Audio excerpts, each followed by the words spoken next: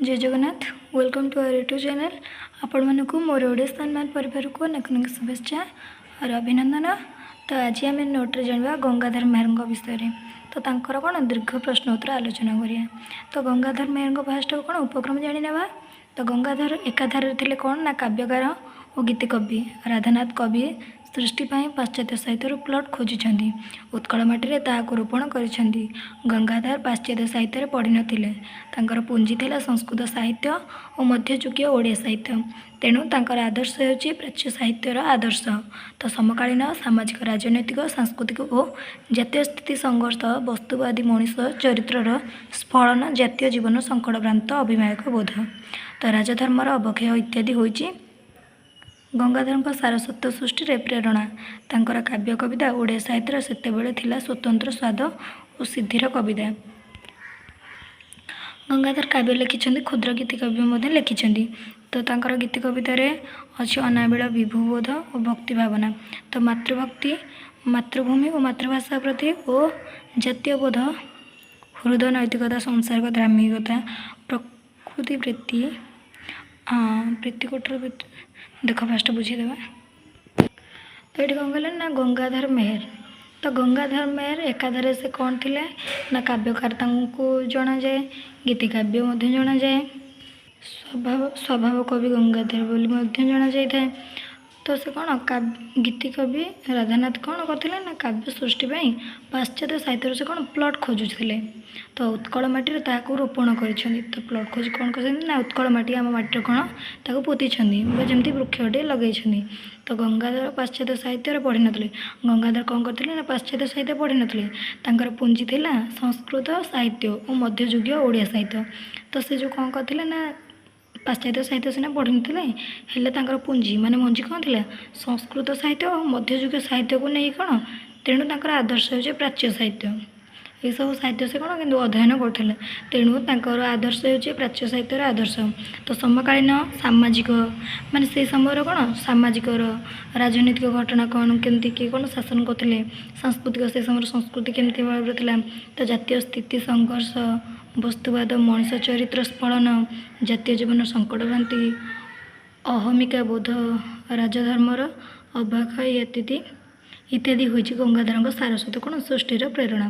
तो ये सब को लेकिन ही से कौन विभिन्न प्रकार जमीक काव्य हरिका रचना करते कौन काव्य कविता हरिका सब रचना करते। तो तांकर काव्य कविता ओडिया साहित्य सेतेबेले कौन थिला ना स्वतंत्र स्वाद और सिद्धिर कविता थिला। तो गंगाधर काव्य लिखिं क्षुद्र कविता गुड़िक लिखिं मान केतक काव्य कविता लिखिं और केतक क्षुद्र गीति कविता लिखिं। तो तांकर गीति कवितार अच्छी अनाबिल विभुबोध और भक्ति भावना मातृभूमि मातृभाषा प्रति और जातीय बोध अच्छी हृदय नैतिकता अच्छी संसार धर्मता अच्छी प्रकृति प्रीति अच्छी व्यक्ति पूजा अच्छी मधुमेहर उपस्थान अच्छी क्षमता अच्छी और स्वेच्छाचार प्रकृति प्रीति कठोर विद्रूप और दार्शनिक अनुचिंता कौन ये रही। तांकर केतक काव्य कविता डेस्क्राइब भाव में बुझी नवा। जमीक प्रथम गोटे कौन आसवे ना रसरत्नाकर। तो गंगाधर ये जो रसरत्नाकर काव्य कविता रचना कर ना 1882 रचना कर। तो गंगाधर भिजेल विलेज स्कूल परीक्षा दे सारी घरे बसी रही थिबा बेले मध्ययुगीय कवि उपेन्द्र भंजंगर केतक काव्य अध्ययन करते। तो जो गंगाधर विलेज मैं गाँ स्कूल परीक्षा दे सारी पर से कौन करते ना मध्ययुगीय कवि उपेन्द्र भंजंगर केतक काव्य अध्ययन करते केतक कौन बही पढ़ी।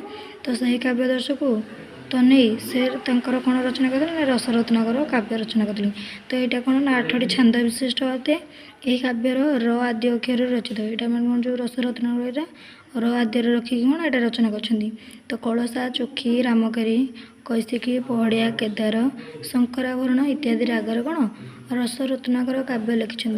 भाषा तांकर कौन ना अनिरुद्ध प्रणय प्रसंग ये काव्य हूँ कौन विषय वस्तु। तापर सेकेंड आसला अहल्यास्तव।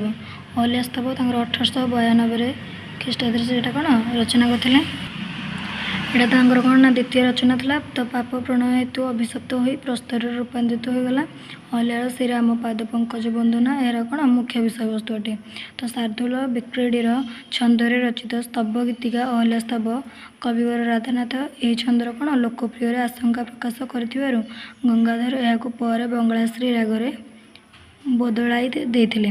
ତ ଏହି କବିତାରେ କବିଙ୍କର ଶ୍ରୀରାମଚନ୍ଦ୍ରଙ୍କ ପାଦସ୍ପର୍ଶ ପାଇ ମୁକ୍ତି ଲାଭ କରିବା ଓ ରାମଚନ୍ଦ୍ରଙ୍କ ସ୍ତୁତି କରିବା ହିଁ ଉକ୍ତ କବିତାର କ'ଣ ସାରମର୍ମ ଥିଲା ଅହଲ୍ୟାସ୍ତବରେ। ତାପରେ ଆସିଯିବ ଇନ୍ଦୁମତୀ। ତ ଇନ୍ଦୁମତୀ କେତେରେ ନା 1894 ଖ୍ରୀଷ୍ଟାବ୍ଦରେ ଏଇଟା ରଚନା କରିଥିଲେ। ତ ଏଇଟା ସମସ୍ତେ ଜାଣିଥାଉ ସ୍ୱଭାବ କବିଙ୍କ ସର୍ବପ୍ରଥମ ଆଧୁନିକ କାବ୍ୟ ହେଉଛି ଇନ୍ଦୁମତୀ। ଏହା ତାଙ୍କ ତାରୁଣ୍ୟ ପ୍ରତିଭାର ଏକ ସୁନ୍ଦର କ'ଣ ଆତ୍ମପ୍ରକାଶ କରିଥିଲା। ମାନେ ଏଠାରେ କ'ଣ ନା ମହାକବି ଯେଉଁ କାଳିଦାସଙ୍କ ରଘୁବଂଶର ଅଜ ଓ ଇନ୍ଦୁମତୀ ଆଖ୍ୟାନ କବିଙ୍କ ଆଲୋଚନା କାବ୍ୟ ସୃଷ୍ଟିରେ ହେଉଛି କ'ଣ ନା ପ୍ରେରଣା ଥିଲା।